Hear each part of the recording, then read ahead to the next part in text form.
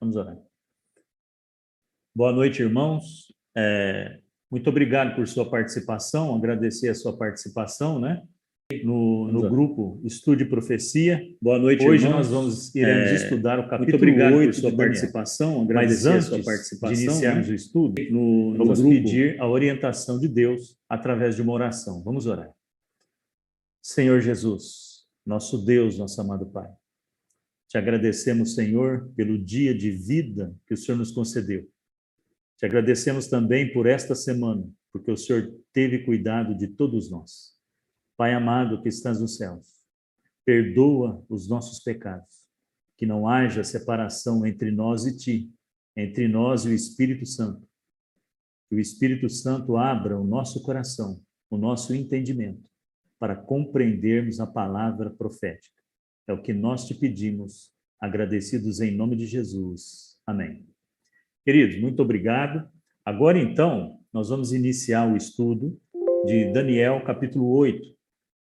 Só relembrando, o primeiro estudo que nós tivemos aqui, o propósito da criação desse grupo Estude Profecia, são para pessoas que gostam de estudar profecia somente, tá? E também para as pessoas que têm curiosidade em saber quais são os sinais da breve volta de Jesus, né? Só que Deus, ele sempre atuou com a sua mão onisciente, onipotente, né, e onipresente, através da história da humanidade. Os homens podem achar que têm o controle, né, da história humana, mas na realidade não tem. É Deus que tem, né? E só para vocês entenderem a importância do estudo profético, no primeiro estudo que tivemos aqui dessa série, né, começamos com o livro de Daniel, capítulo 2, aonde foi contada a história do mundo através de uma imagem de uma estátua, onde a cabeça de ouro era a Babilônia, o peito e os braços de prata era o Império Medo-Persa, a cintura de bronze era o Império Grego, as duas pernas representavam o Império Romano, exatamente o que aconteceu com o Império Romano. O Império Romano, tá, era tão grande que ele era dividido em duas capitais, só para vocês terem uma ideia, né? Roma, ali na Península Itálica, e Constantinopla, ali na atual Turquia, só para vocês terem uma ideia. O Império Romano do Ocidente caiu primeiro, no ano 476, e depois, a posteriori, caiu o Império Romano do Oriente. Eu não vou aqui arriscar data, né? Meu filho estava aqui, meu filho é professor de História, mas me falhou a memória agora, a data da queda do Império Romano do Oriente, mas nós iremos estudar isso no livro de Apocalipse, tá? E os pés da estátua representou a Europa dividida após a queda do Império Romano, as 10 nações bárbaras ali, que formaram a geopolítica, tá certo? Do continente europeu, né? Que nós conhecemos atual. Mas daqueles povos que formaram a Europa, 3 não existem mais, né? Que nós vimos no estudo. São os vândalos, os érulos e os ostrogodos, né? A semana passada nós tivemos mais um detalhe que Deus acrescentou na profecia, um chifre pequeno que surgiu, tá? Ali nos pés da estátua, um chifre pequeno. E esse chifre pequeno, ele tinha uma boca que ele proferia arrogâncias, falava com insolência. E hoje, no estudo de Daniel 8, a semana passada, nós já identificamos quem é a ponta pequena, ou seja, o chifre pequeno, que proferiu palavras contra o Altíssimo, magoou os santos do Altíssimo, mudou os tempos e a lei, tá? E perseguiu o povo de Deus por um tempo, 2 tempos e metade de um tempo. Muitos de vocês ficaram curiosos em relação a essa questão de um tempo, 2 tempos e metade de um tempo. Parte disto nós vamos explicar aqui, hoje, tá certo? Mas veremos em detalhes todo o período de 1260 anos. E foi lembrado para vocês, a semana passada, principalmente quando a ponta pequena, né, de Daniel, o chifre pequeno, mudou os tempos, a mudança do calendário juliano, que era um calendário romano, no ano de 1582 para o calendário gregoriano. Então, foi explicado, tá? Que o calendário bíblico não é o calendário solar, é o calendário lunar. Esses detalhes que eu estou dizendo aqui para vocês, vocês não podem esquecer. A memória tem que estar boa, tá? Anota aí no teu caderno, anota em qualquer lugar, mas não esqueça isso, tá? Por quê? Porque para nós estudarmos lá no Apocalipse, você precisa ter esse conhecimento. Então, o calendário lunar, o ano tem 360 anos. Então, quando fala lá um tempo, dois tempos e metade de um tempo, dá 1.260 anos no calendário bíblico lunar. No calendário solar, tá? Não, é 365 dias. É diferente. Correto, pessoal? Agora, nós vamos compartilhar a tela e vamos iniciar, então, o estudo de Daniel 8. Deixa eu compartilhar a tela aqui.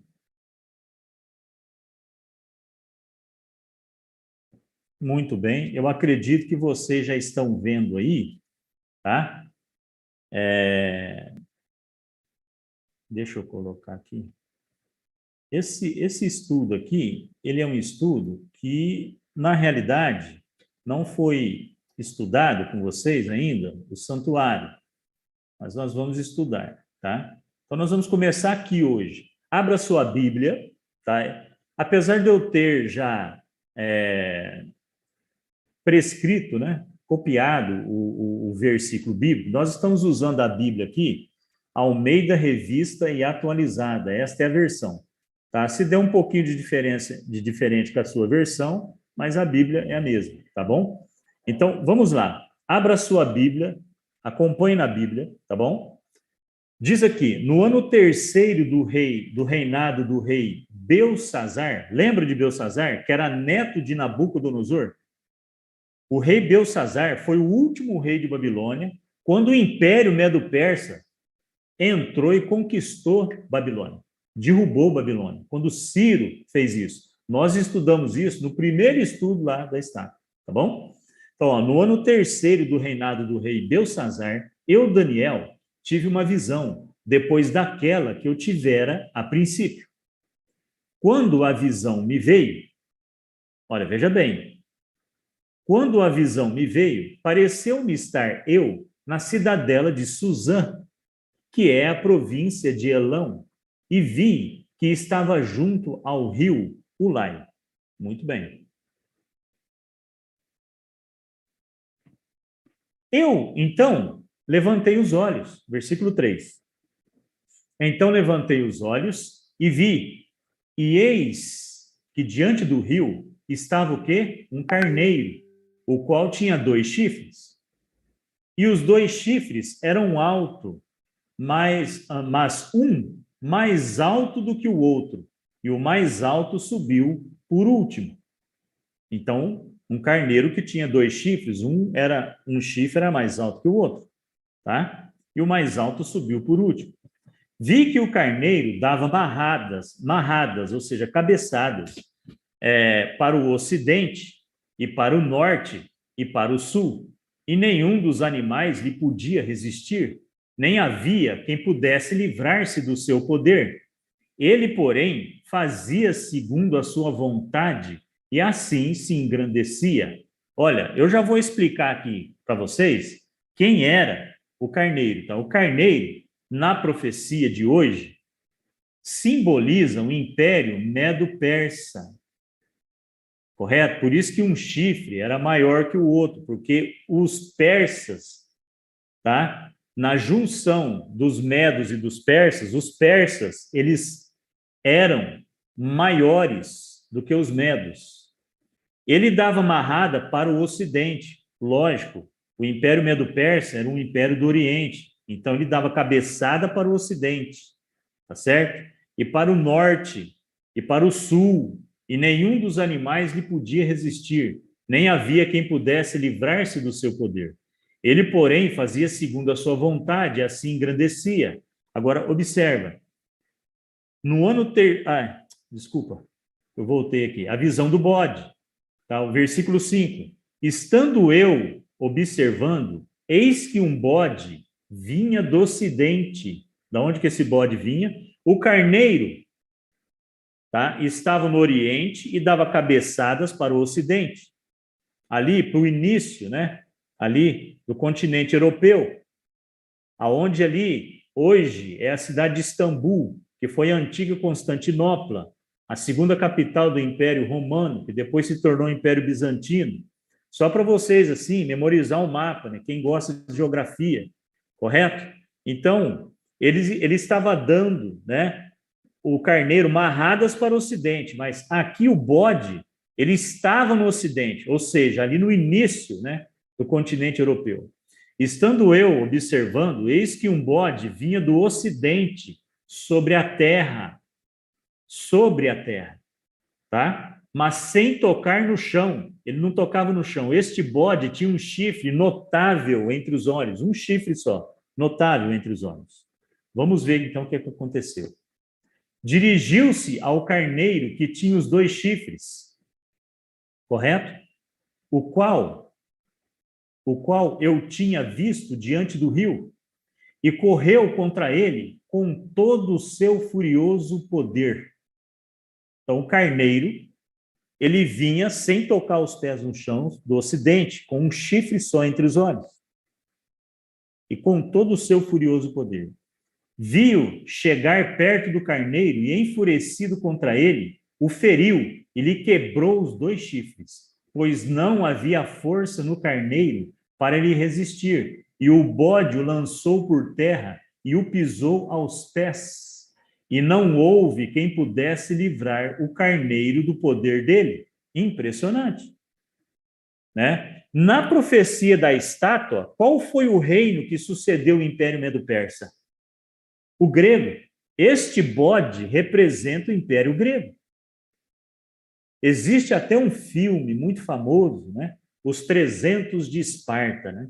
Quando o rei Dario da Pérsia, né? Esse filme, ele é muito sanguinário. Eu gosto de assistir filme com conteúdo histórico, viu, gente? Porque a gente aprende, a gente lê nos livros de história e depois vai ver a produção cinematográfica. Lógico que não é a rigor dos livros de história, mas dá para a gente aprender muito.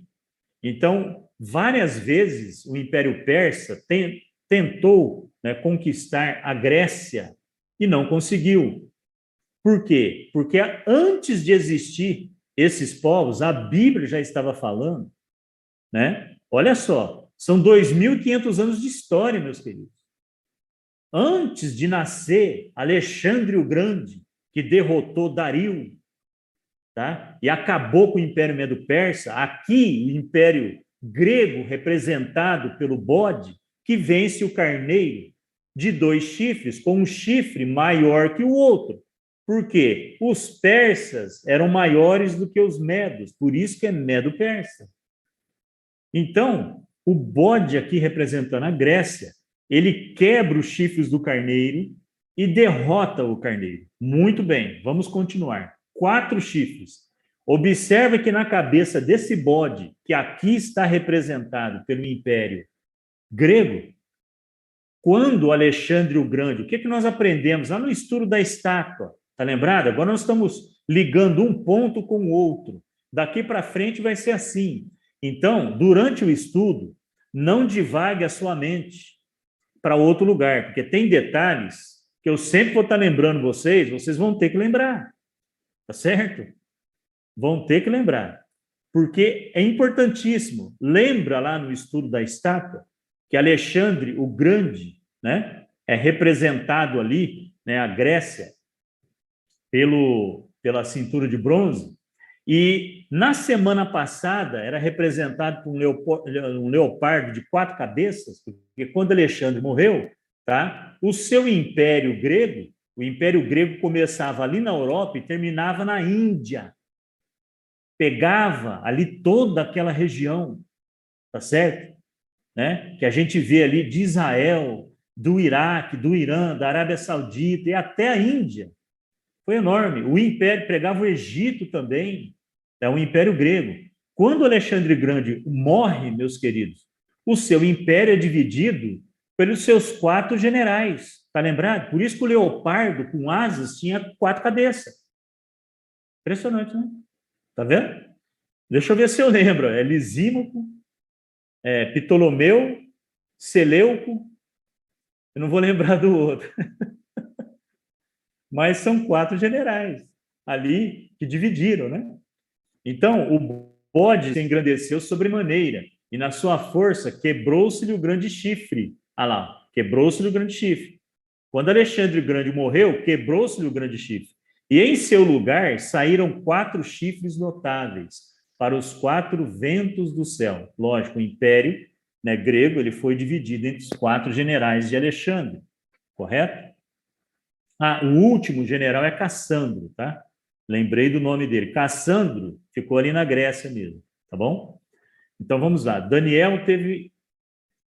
Desculpa aqui que o meu slide está voltando. Tá, nós estamos aqui. Vamos continuar. O chifre pequeno. Aqui a profecia de Daniel, capítulo 8, ele identifica o Império Medo-Pérsia e o grego através dos animais. E ele diz de um chifre pequeno. Como ele já estava tendo a visão do bode que quebrou o chifre, veio mais 4 chifres, se espalhou pelos 4 ventos, agora entra de novo em cena o chifre pequeno de Daniel, capítulo 7. Olha só. Por que a profecia fez isso? Porque a continuação do Império Romano, tá? A continuação do poder do imperador romano foi passado e designado, tá? Para o papado, para o Papa. Por isso que a Igreja Católica Apostólica Romana, correto? Então, houve uma continuação daquela ideologia, tá? Daquele pensamento do Império Romano, correto? De domínio. Agora, observa, de um dos chifres saiu um chifre pequeno. Ô, Paulo, esse chifre pequeno é o mesmo de Daniel 7? É o mesmo de Daniel 7. Ó, tá falando aqui, tá? Que daqui falta 10 minutos para dar 40 minutos, o tempo limite. Se cair a transmissão, a gente vai enviar um outro link para todos vocês entrarem, tá bom, pessoal? A semana passada não caiu, se não cair, a gente continua, tá? Então, de um dos chifres, saiu um chifre pequeno e se tornou muito forte para o sul. Esse chifre pequeno, ele estava lá na Europa, no norte, ele se torna muito forte para o sul, para a terra, para o Oriente, lógico, aonde está a Terra Santa, lá em Israel, e para a Terra Gloriosa. Olha só, é só você pegar o mapa mundo e você observa, tá? A Europa está aqui em cima, o Oriente está um pouco para baixo, mas ao sul. Cresceu, esse chifre pequeno, cresceu até atingir o exército dos céus. E alguns dos exércitos e das estrelas lançou por terra e os pisou. Observa. Aí você fala assim, Paulo, mas peraí, como é que um poder que da Terra atravessa todo o espaço sideral e vai lá no céu, e isso não é literal, tá bom? Como é que esse chifre cresceu e atingiu o exército dos céus? Cresceu em seu poder, tá certo? Religioso. Cresceu em seu poder de blasfemar contra Deus, tá certo? Cresceu em seu poder de se arrogar e estar no lugar de Cristo. Vocês vão entender daqui a pouco. Olha só, né? O próximo versículo, que é Daniel aqui 11, diz assim: sim, engrandeceu-se até o príncipe do exército. Olha, esse chifre pequeno que tem boca e olho, que fala com arrogância contra Deus, ele engrandeceu-se até o príncipe do exército, até Jesus, e dele, de Jesus, tirou o sacrifício diário e o lugar do seu santuário foi deitado abaixo. Você falou, Paulo, não estou entendendo. Algumas pessoas que estão nessa sala já estudou comigo o santuário, correto?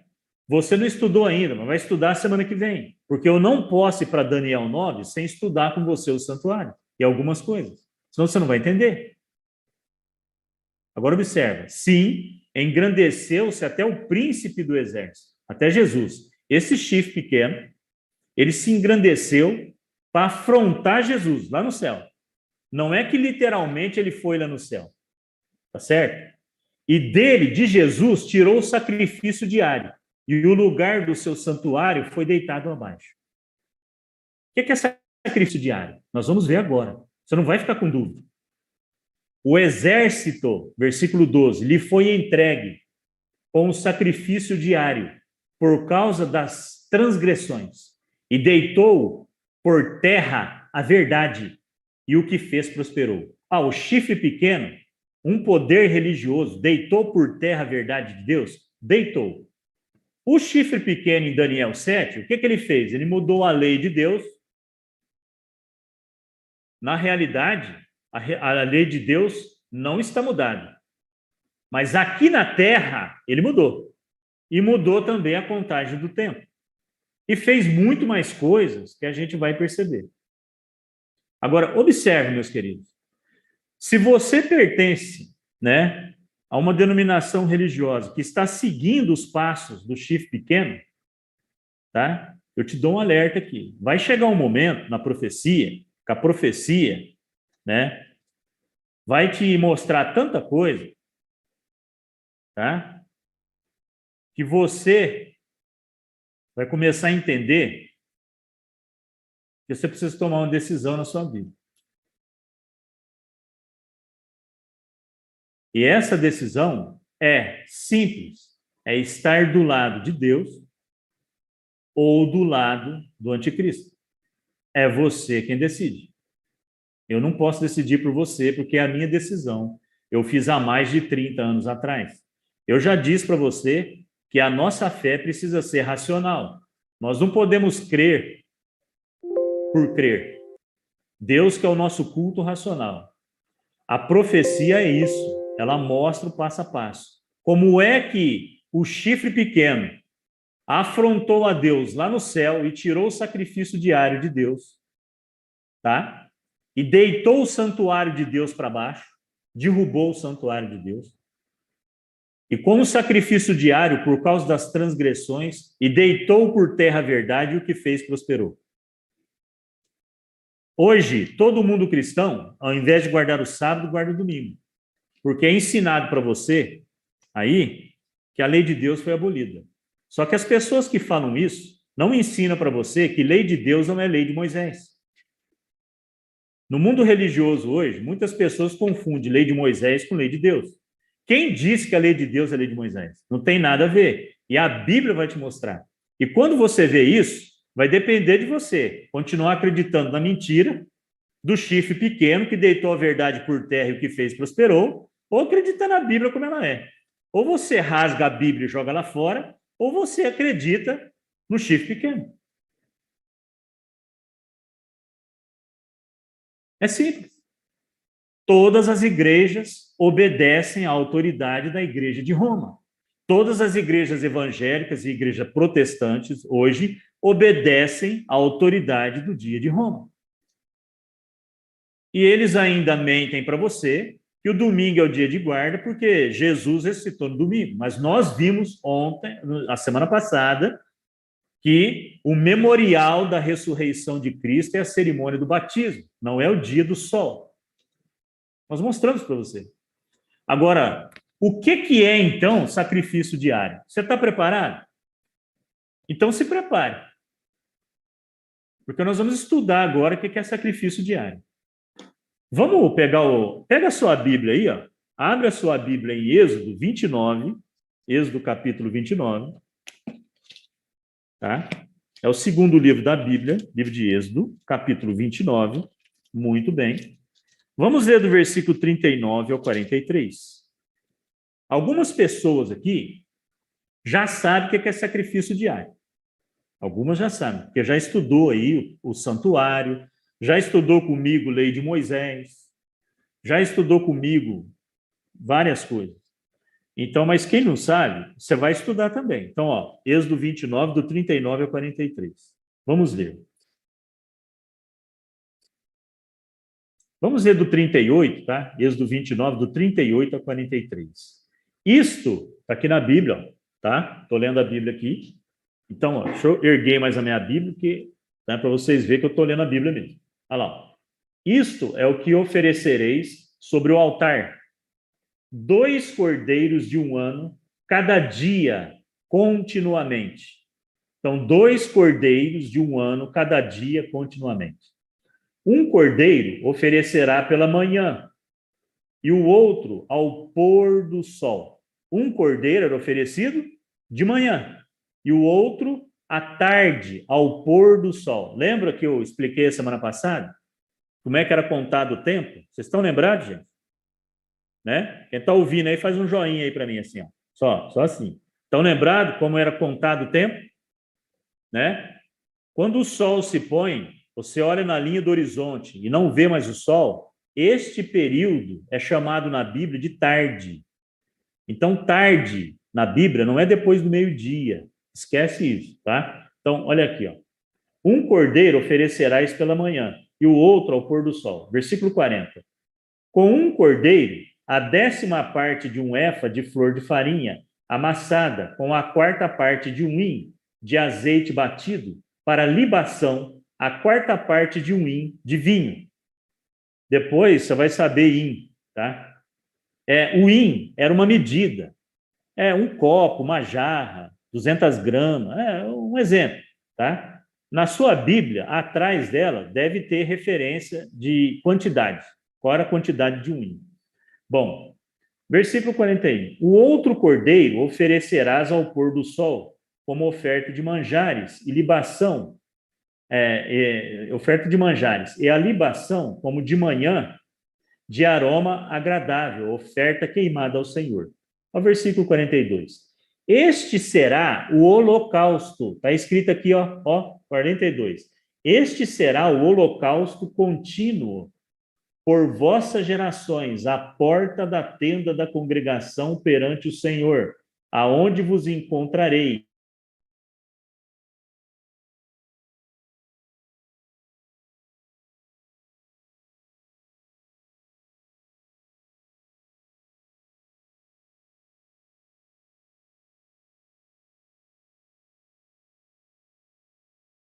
Muito bem. Estão entrando novamente, né? Então vamos lá. Vamos continuar. Então, eu estava aqui, ó, lendo o capítulo 29 de Êxodo, versículo 42. Olha, fechem o microfone, por favor. Vamos continuar a leitura. Então, aqui diz assim, ó: este será o holocausto contínuo por vossas gerações, à porta da tenda da congregação perante o Senhor, onde vos encontrarei para falar contigo ali. Ali virei aos filhos de Israel, para que por minha glória sejam santificados. Então, o que é o sacrifício diário? O sacrifício diário, versículo 42, fala holocausto. O holocausto, ele era um sacrifício de redenção, tá? Eu vou compartilhar de novo aqui o slide, tá bom? Vou compartilhar de novo aqui o slide. Tá certo? Ah lá, tá aqui, tá bom? Acho que vocês estão dando para ver aí, né? As obras do chifre pequeno. Então, quando a Bíblia mostra para nós essa questão aqui, ó, que ela fala, com o sacrifício diário por causa das transgressões, deitou por terra a verdade, o que fez prosperou, foi verdade isso mesmo. Correto? Então, observa, o sacrifício diário era chamado de holocausto. Todo dia, né, simbolizava a redenção de Deus para toda a humanidade. Por isso que 2 cordeiros eram mortos. O cordeiro representava quem? Pega a sua Bíblia aí, no capítulo de João, Evangelho de João, capítulo 1, versículo 29. Olha só. João, capítulo 1, ó. João, capítulo 1, versículo 29. Aqui diz assim, ó: no dia seguinte, viu João a Jesus, que vinha para ele e lhe disse: eis o Cordeiro de Deus que tira o pecado do mundo. Então, Jesus, ele é o Cordeiro de Deus que tira o pecado no mundo.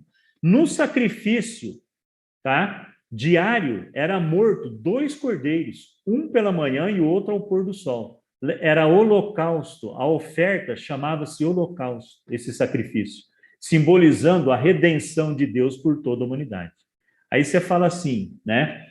Então, Paulo, o que aconteceu aí, né?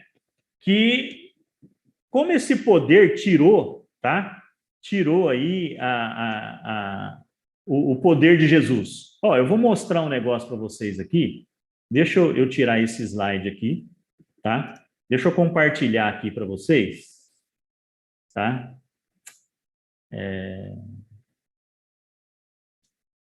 Deixa eu compartilhar aqui a tela toda. Tem que compartilhar a tela toda. Não vai ter jeito. Deixa eu ver se eu consigo aqui.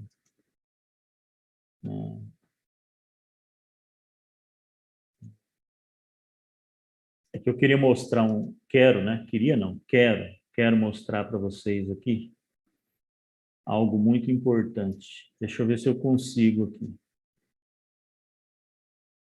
Deixa eu ver se eu consigo mostrar, mas eu não sei se eu vou conseguir, não. Deixa eu minimizar aqui.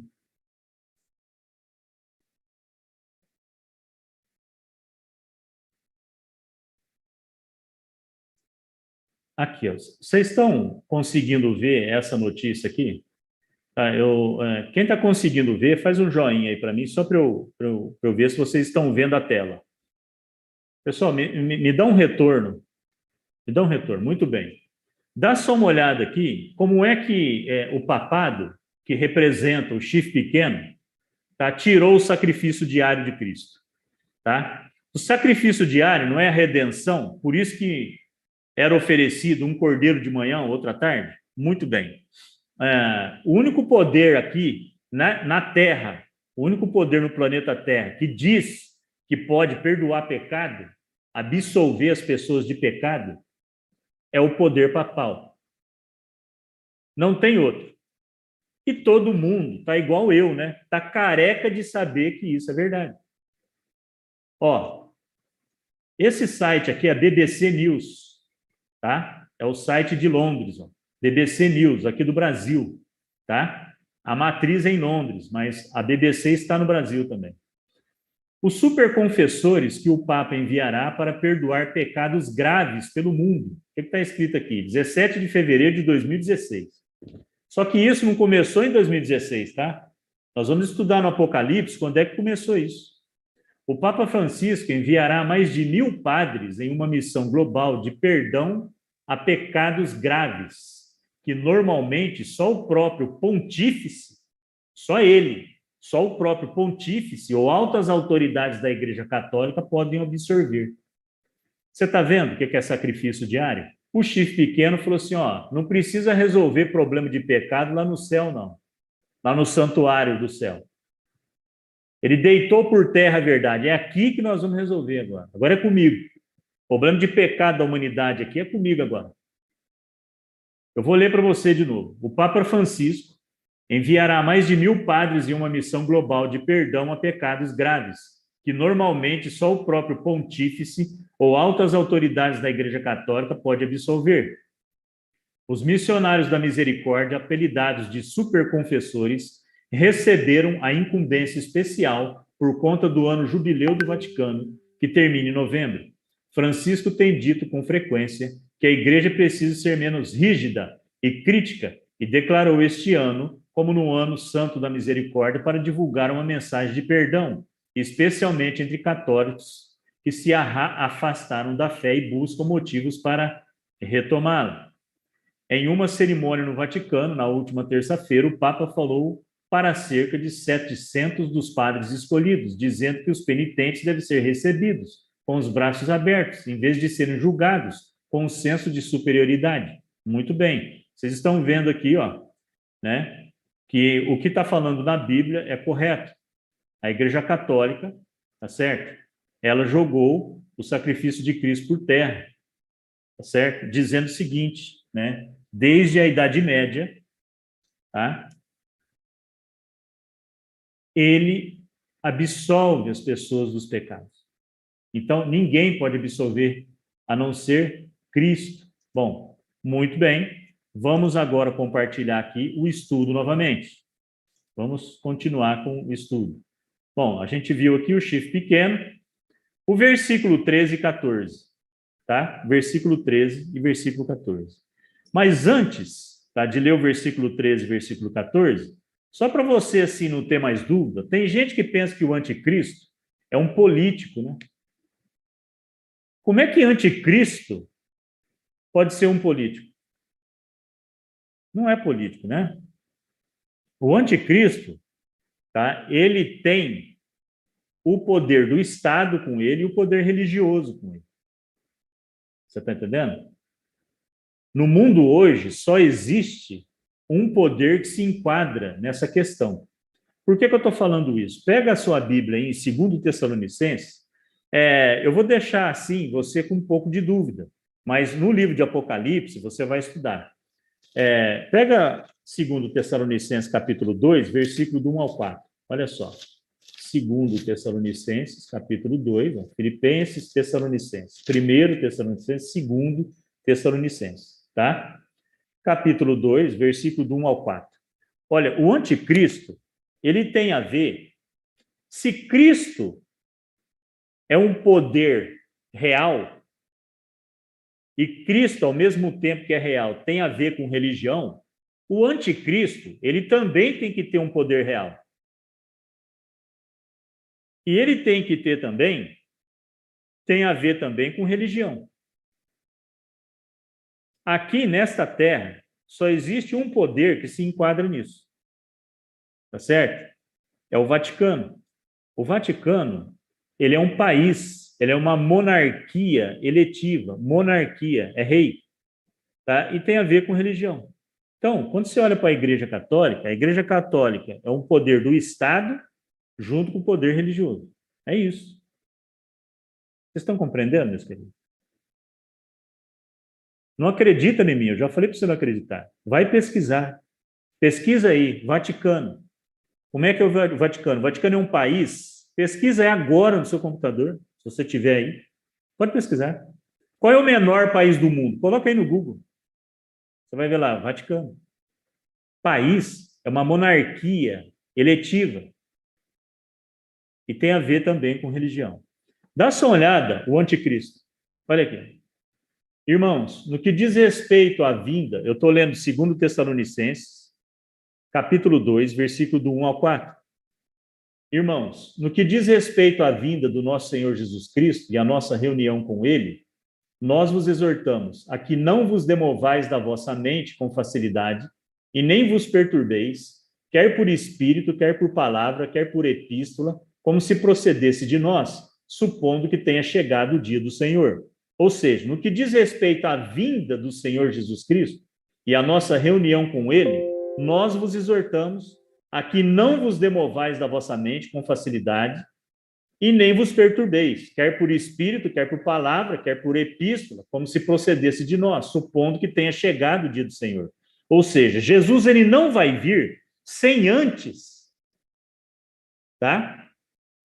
O anticristo fazer a sua obra. Já começou a fazer e vai fazer mais ainda. Lá no livro de Apocalipse a gente vai estudar, tá? Diz aqui, ó, ninguém de nenhum modo vos engane, porque isto não acontecerá, ou seja, Jesus não vai voltar, tá? Sem que primeiro venha a apostasia. A igreja já está apostatada? Já. As igrejas estão todas apostatadas, meus queridos.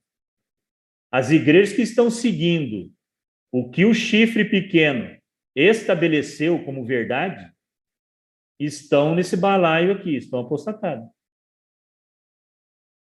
Agora você vai identificar se a sua está seguindo. Agora observe aqui, ó, ninguém de nenhum modo vos engane, porque isto não acontecerá sem que primeiro venha a apostasia e seja revelado o homem da iniquidade, o filho da perdição. Agora, aonde que é o trono do anticristo? Tem gente que pensa, né, que o trono do anticristo, né, é num país qualquer aí, que ele é um político muito poderoso, né? Olha aqui, ó. A Bíblia vai falar onde está o trono do anticristo. Ó. Vou ler o versículo 3 de novo. Ninguém de nenhum modo vos engane, porque isto não acontecerá sem que primeiro venha a apostasia e seja revelado o homem da iniquidade, o filho da perdição, o qual se opõe e se levanta contra tudo o que se chama Deus, ou é objeto de culto.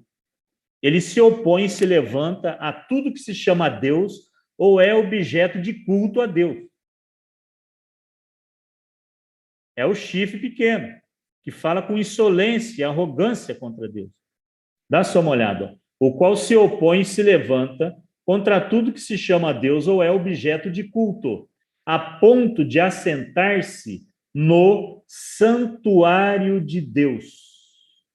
Ele se assenta na igreja, no santuário de Deus, ostentando-se como se fosse o próprio Deus. Vou te fazer uma pergunta aí. O pastor da tua igreja, ele fala lá de boca cheia que ele tem poder para perdoar pecado? Não. Quem é que fala? São os padres orientados, e o Papa é considerado, né, infalível, ele não erra.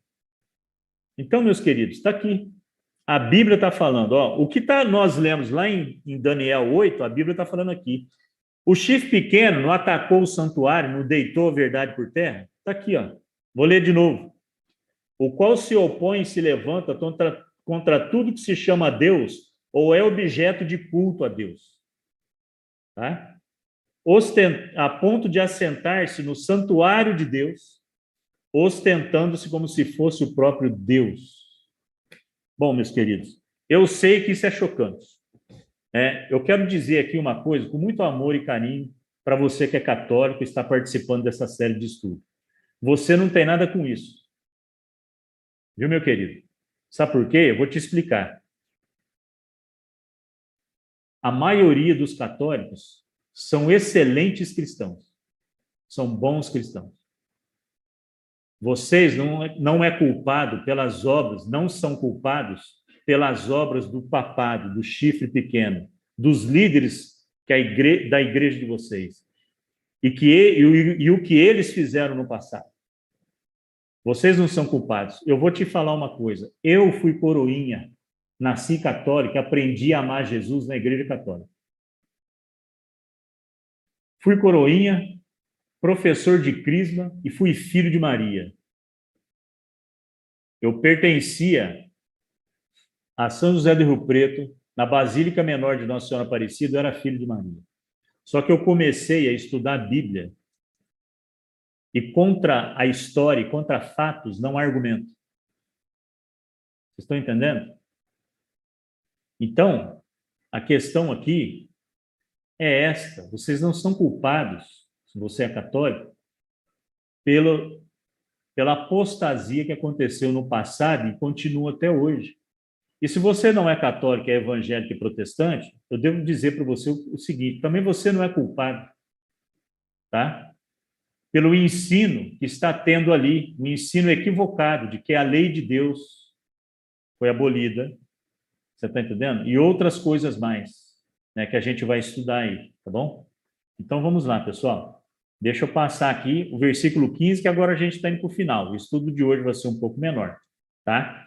Havendo eu, Daniel, tido a visão, procurei entendê-la. E eis que se me apresentou diante uma como aparência de homem, e ouvi uma voz de homem, de entre as margens do Ulai, a qual gritou e disse, Gabriel, dá a entender a este a visão. Ou seja, o anjo Gabriel foi chamado para dar para Daniel o entendimento dessa visão. Olha só. Veio, pois, para perto de onde eu estava, o anjo Gabriel, hein? Tá bom? Que ficou no lugar de Satanás, de Lúcifer. Porque Satanás se rebelou contra Deus. Nós vamos estudar isso no livro de Apocalipse. Veio, pois, para perto de onde eu estava, ao chegar ele, fiquei amedrontado e prostei-me com o rosto em terra, mas ele me disse, entende, filho do homem, pois esta visão se refere ao tempo do fim. Esta visão se refere ao tempo do fim. Tá certo? Ó, eu acho que eu pulei aqui, gente. Eu pulei. Volta para o versículo 13. Agora que eu lembrei, tá? Versículo 13. Ah, desculpa, gente, tá bom? É que eu estou preocupado com o tempo, com a sala cair de novo, né? Então eu acabei pulando, desculpa. Olha, depois do versículo 12 que nós lemos, que eu li lá o homem do pecado, o filho da perdição. Agora, ó, o exército lhe foi entregue como sacrifício diário, agora você sabe o que é sacrifício diário. Por causa das transgressões, e deitou por terra a verdade, e o que fez prosperou. Olha o versículo 13. Depois ouvi um santo que falava, e disse outro santo àquele que falava: até quando durará a visão do sacrifício diário e a transgressão assoladora? O anjo está perguntando para outro anjo: até quando Deus vai tolerar essa ofensa contra ele, o sacrifício diário dele e tudo? Até quando durará a visão do sacrifício diário e a transgressão assoladora, visão na qual é entregue o santuário e o exército a fim de serem pisados? Olha a resposta. E ele me disse: até 2.300 tardes e manhãs, e o santuário será purificado. Opa! O que é isso, Paulo? O que é uma tarde, uma manhã, e o que é isso? Então quer dizer que o santuário vai ser purificado até 2.300 tardes e manhãs? Muito bem. O estudo da semana que vem, nós vamos estudar como era o santuário, o ritual de purificação do santuário, do juízo, tá? Porque aqui está dizendo, e o santuário será purificado. Você fala, peraí, primeiro eu não sei, Paulo, o que é santuário? O que acontecia lá? E qual que era o ritual de purificação do santuário? Ora, você não está entendendo, mas o profeta Daniel, ele entendia o que era isso. Ele só não entendeu uma coisa, tá? Agora, o que é uma tarde e uma manhã? Até 2.300 tardes e manhãs o santuário será purificado. Abra sua Bíblia aí no livro de Gênesis, capítulo 1.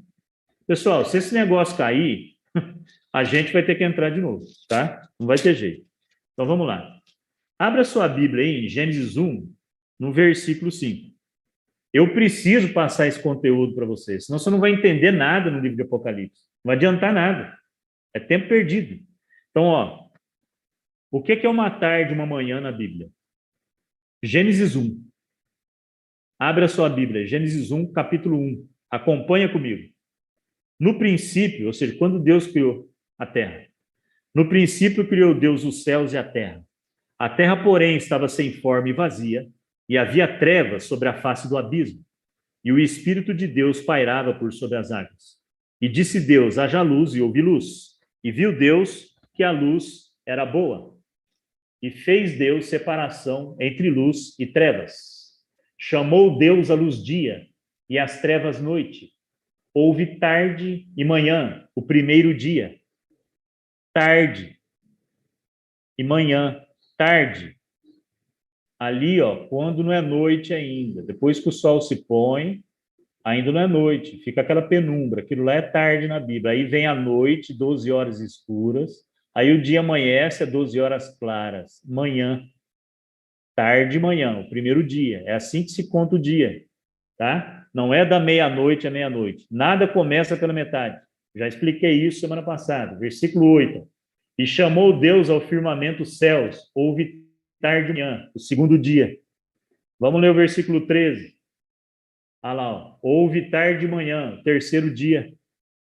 Tá? Vamos ler o versículo 19. Olha aqui, ó. Houve tarde e manhã, o quarto dia. Olha o versículo 23. Houve tarde e manhã, o quinto dia. Olha o versículo 31. Houve tarde e manhã, ó. Viu Deus tudo quanto fizera, e eis que era muito bom. Isso é na sexta-feira. Houve tarde e manhã, o sexto dia, no capítulo 2. Assim, pois, foram acabados os céus e a terra, e todo o seu exército. E havendo Deus terminado no dia sétimo a sua obra que fizera, descansou nesse dia de toda a sua obra que tinha feito. E abençoou Deus o dia sétimo e o santificou, porque nele descansou de toda a obra que como Criador fizera. Então, hoje é sábado. Esse dia, lembra que Deus é o Criador, não que o homem veio do macaco, mas que Deus é o Criador. Aí você falou, Paulo, é importante a gente lembrar que Deus me criou? É importante eu ensinar isso para meus filhos? Ou eu ensino para meus filhos que tudo explodiu mesmo no Big Bang e que Deus não existe? Você está entendendo? A única menção antes do pecado da lei de Deus é isso aqui. Gênesis 2, do 1 ao 3. Da lei de Deus. O único mandamento que lembra que Deus é o Criador nos 10 mandamentos é o quarto mandamento, que é o sábado. Aqui não tinha judeu, meu querido. Não tinha entrado pecado no mundo. Você está vendo que o chifre pequeno deitou a verdade por terra? Quem deu autoridade? O concílio de Laodiceia tirar o sábado e colocar o domingo. O concílio de Laodiceia, que nós estudamos semana passada, você não lembra? No ano 364 ali, 365. Tá vendo? Quem deu autoridade? Bom, tá vendo aqui que é uma tarde e uma manhã? Agora, até 2.300 tardes e manhãs o santuário será purificado. Aí você olha assim para mim e fala, Paulo, então quer dizer, uma tarde e uma manhã é um dia. Muito bem. Então é 2.300 dias? Não. Você fala, não, Paulo. É uma tarde, uma manhã, é um dia. É verdade, uma tarde, uma manhã é um dia. Então é 2.300 dias. Certo. Só que não é certo. Por que que não é certo? Porque em profecia, um dia profético representa um ano. O livro de Daniel não é 2.500 anos de história. Então, se até 2.300 tardes e manhãs, e uma tarde e uma manhã é um dia, e um dia profético equivale a um ano, então ele está falando em 2.300 anos. Exatamente. Aí você olha assim para mim, eu falo, Paulo, eu acho que você é um falso profeta, sabe? Sabe por quê? Porque aí não está escrito isso, que um dia profético equivale a um ano. Está certo o seu pensamento, você não pode acreditar em mim, que eu não sou teu salvador, eu não perdoo o teu pecado, correto? Você precisa acreditar na Bíblia, que é a palavra de Deus. Aonde está escrito isso na Bíblia? Que um dia profético representa um ano. Muito bem, abra sua Bíblia aí. Em mim você não tem que acreditar, não. Mas no que a gente vai ler aqui, você tem. Pega aí, Ezequiel, capítulo 4. Bom, já que você está em Gênesis, vai no livro de Números, capítulo 14, versículo 34.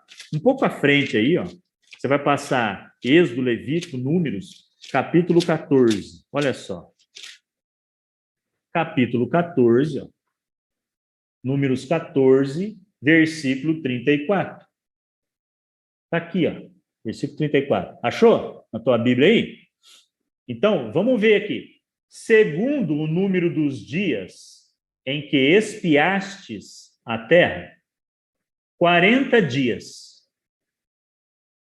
40 dias ele espiou a terra.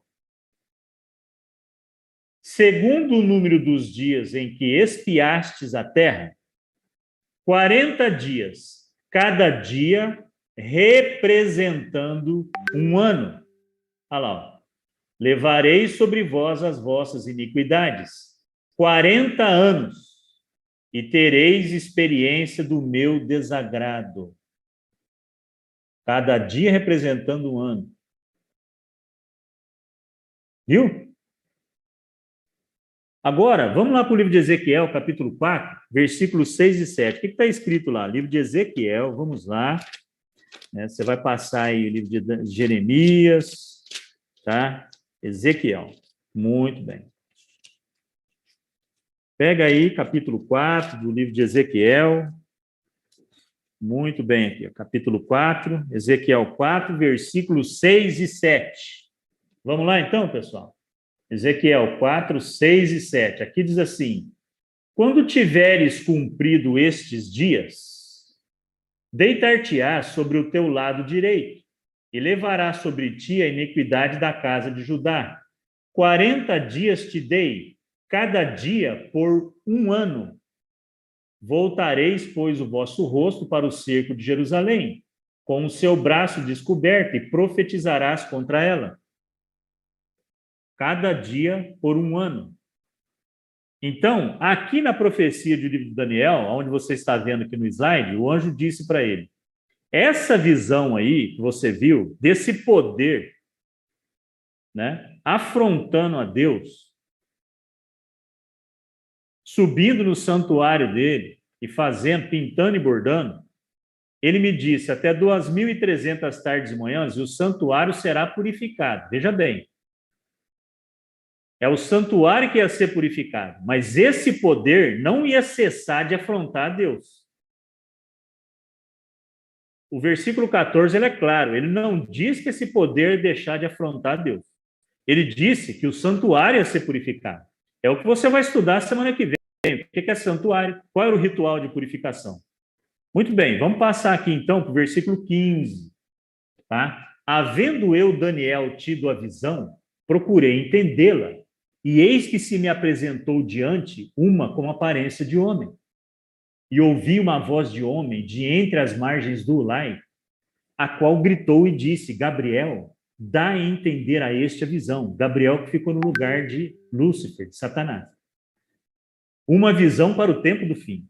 Veio, pois, para perto de onde eu estava. Ao chegar ele, fiquei amedrontado e prostei-me com o rosto em terra. Mas ele me disse, entende, filho do homem, pois esta visão se refere ao tempo do fim, ao tempo do fim, onde o santuário ia ser purificado. Não que aquele poder ia cessar de afrontar Deus, mas que ia ser o quê? Purificado o santuário. 2.300 anos para frente, vai. Muito bem. Falava ele comigo quando caí sem sentidos, rosto em terra. Daniel, o profeta Daniel caiu. Porém, ele me tocou, me pôs em pé no lugar onde eu me achava e disse, eis que te farei saber, tem 10 minutos para cair, tá? Vamos ver se eu consigo terminar, senão a gente termina com mais um outro link. Eis que te farei saber o que há de acontecer no último tempo da ira, no último tempo da ira, porque esta visão se refere ao tempo determinado do fim. Será que nós estamos vivendo já no tempo do fim? Será que o santuário já começou a ser purificado? Você falou, Paulo, tem santuário no céu? É o que você vai estudar. Calma, semana que vem você vai estudar. Nós vamos estudar 3 estudos para voltar nessas 2.300 tardes de manhã, senão você não vai entender. Agora vamos terminar, eu acho que vai dar para terminar. A explicação da visão. Olha só, o que o anjo explicou. Aquele carneiro com 2 chifres que viste são os reis da Média e da Pérsia. Foi o que eu já te expliquei lá também. Tá? Eu já comecei te explicando para poder você chegar aqui e ver que realmente o carneiro representa o rei da Média e da Pérsia. Mas o bode peludo é o rei da Grécia. O chifre grande entre os olhos é o primeiro rei, ou seja, Alexandre. As divisões do Império Grego Macedônio. O ter sido quebrado é o anjo que está explicando, em Daniel 8:22, o anjo Gabriel. O ter sido quebrado, levantando-se 4 em lugar dele, significa que 4 reinos se levantarão deste povo, mas não com força igual a que ele tinha. Daniel 8:22. Tá certo? Olha lá, observação, Daniel 7:6, ver Daniel 2:39, o terceiro animal representa a Grécia, 331 a 168 a.C., símbolo, leopardo com 4 cabeças. Eu já expliquei para vocês, né? As 4 cabeças, Cassandro, Ptolomeu, Lisímaco e Seleuco. Muito bem, vamos lá. Por sua astúcia, dá só uma olhada. Mas no fim do seu reinado, o chifre pequeno, né? Está falando chifre pequeno agora, 8:23. Mas no fim do seu reinado, quando os prevaricadores acabarem, levantar-se-á um rei de feroz catadura e especialista em intrigas. Esse é o chifre pequeno. O rei com feroz catadura e especialista em intrigas é o papado. Você fala, mas o papado nunca foi feroz. Ah, é? Você tem certeza que você está falando? Porque a história da humanidade mostra o contrário. O livro de Apocalipse vai te ensinar que foi outra coisa. A Santa Inquisição. Você já ouviu falar disso? Onde as pessoas que queriam ler a Bíblia, na sua língua original, não podia ler a Bíblia. Leigo não podia ler a Bíblia. Se lesse, era morto. Você fala, não acredito. Eu já falei que você não tem que acreditar em mim. Nós vamos estudar história, meu querido. Nós vamos estudar história e profecia. Rei de feroz catadura, especialistas em intriga. Grande é o seu poder, lógico. Se você for estudar a história da humanidade, você vai ver. Grande é seu poder, mas não por sua própria força.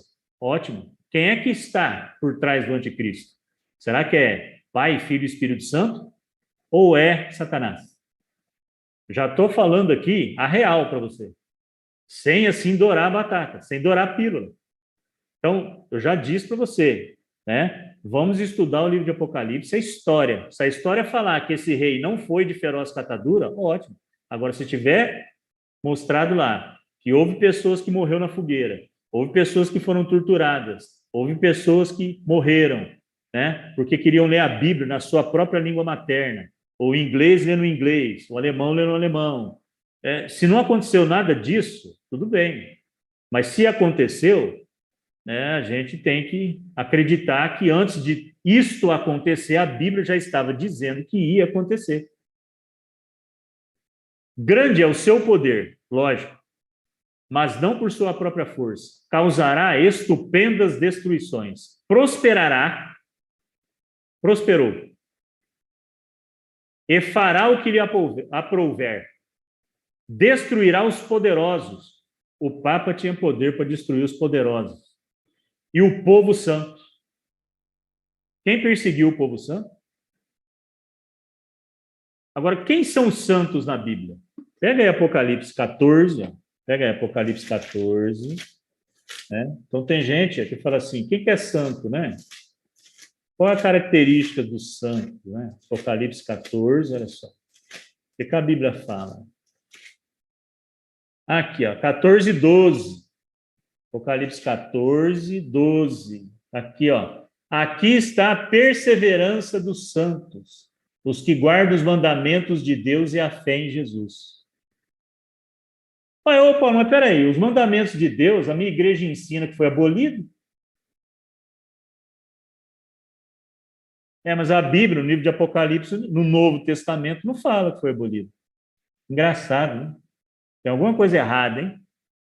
Ou é Deus, ou é a igreja que eu frequento. Né? Ou é a Bíblia ou é a igreja que eu frequento. Tá? Tem alguma coisa errada. Acho que eu vou jogar essa Bíblia aqui fora, porque a Bíblia deve estar errada. Não está não, meus queridos.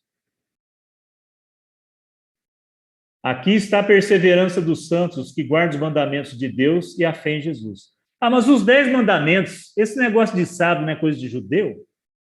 Não é lei de Moisés? Não. Entre os 10 mandamentos, é o único mandamento que fala que Deus é o Criador. Você tira o sábado da lei, você não tem Criador. Você não percebeu que o anticristo não quer que você lembre de Cristo? Quer que você lembre dele? Para pedir perdão para os pecados também, Jesus é tão fraquinho que ele não é o nosso intercessor. Ele precisa de Maria para interceder também. Porque Jesus é fraquinho, sabe? O sacrifício que ele fez na cruz do Calvário não serve para nada. Eu aprendi isso como filho de Maria. Por isso que eu saí correndo de lá, quando eu vi a verdade da Bíblia, meus queridos. Aí você falou, Paulo, mas eu não sou católico, eu sou protestante, eu sou evangélico. Sai correndo da sua igreja também. O que você está fazendo lá? Aqui você vai aprender o que a Bíblia está falando, não é o que eu estou falando, não. Agora, a Bíblia fala antes de acontecer, e a gente estuda a história para comprovar a verdade, aquilo que a Bíblia já tinha profetizado antes disso acontecer e antes destas pessoas nascerem. Agora vamos terminar o estudo. Versículo 25, né, nós já lemos, por sua astúcia nos seus empreendimentos, agora versículo 25, fará prosperar o engano. Você não tem noção de tanto engano que houve, mas o livro de Apocalipse vai te mostrar que esse poder, o chifre pequeno, o papado, colocou nas religiões do mundo, tá? Fará prosperar o engano, no seu coração se engrandecerá e destruirá muitos que vivem despreocupadamente. Isso. Tem gente que fala assim, não, a religião não tem nada a ver, tranquilo. Isso não vai afetar, não. Não vai afetar nada. Levantar-se-á contra o príncipe dos príncipes. Olha lá. Levantou-se contra Jesus, o príncipe dos príncipes, mas será quebrado sem esforço de mãos humanas.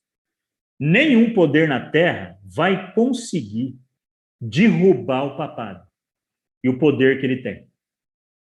Somente Deus, porque ele será derrubado por aquele que ele afronta. Ele será derrubado por Jesus somente. No livro de Apocalipse, a gente vai ver como este poder, que é identificado como a mãe, a Babilônia, será derrubado. Agora, vamos terminar, então. A visão da tarde e da manhã, nós vamos estudar ela ainda, hein? A visão da tarde e da manhã que foi dita é verdadeira. Tu, porém, preserva a visão, porque se refere a dias muito distantes, no tempo do fim. Eu, Daniel, enfraqueci e estive enfermo alguns dias. Então me levantei e tratei dos negócios do rei. Espantava-me com a visão e não havia quem a entendesse. Queridos, não caiu ainda, vamos orar e terminar o estudo. Depois, eu vou enviar um link, tá? No grupo, tá certo? Se vocês quiserem conversar sobre esse respeito, fazer algumas perguntas, tá? Eu vou estar naquele link, tá bom? Mas agora nós vamos encerrar o estudo. Vamos orar. Senhor Jesus, nosso Deus, nosso amado Pai, muito obrigado, Senhor, pelo estudo da Tua palavra profética. Muito obrigado porque aprendemos aqui que o Senhor é o Rei dos Reis e o Senhor governará, não importando qual o poder nesta terra que irá contra Ti. Esteja conosco, Senhor, dando-nos a sua paz. É o que nós te pedimos, agradecidos em nome de Jesus. Amém. Queridos, muito obrigado. Deus abençoe a todos vocês, tá bom? Muito obrigado. Vamos terminar, então, o estudo.